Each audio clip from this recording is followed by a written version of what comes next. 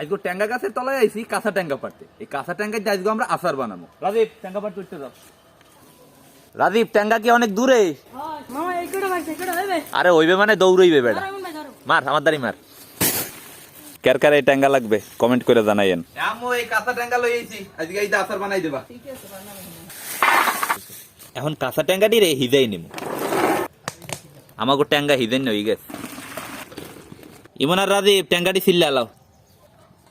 ট্যাঙ্গাটি সিলা হয়ে গেছে। কাঁচা ট্যাঙ্গার আচার বানানোর পার নেই, এখন দিমু সরিষার তেল, ট্যাঙ্গা, নুন, হলদির গুঁড়ি, মরিচের গুঁড়ি, চিনি। ট্যাঙ্গাটি কষানো হয়ে গেছে, এখন আমরা পাঁচফোড়ন দিম। কাঁচা ট্যাঙ্গার আচার বানানো হয়ে গেছে, এখন আমরা টেরের মধ্যে ডাইলা নিমু। কাঁচা ট্যাঙ্গার আচার বানানো হয়ে গেছে, এখন একটু খাইয়ে দিয়ে কেমন হয়েছে। বিসমিল্লাহ। অনেক মজা হয়েছে। কাঁচা ট্যাঙ্গার আচারটা সেই তো। আপনারা এটা বাড়িতে বানাইবেনি,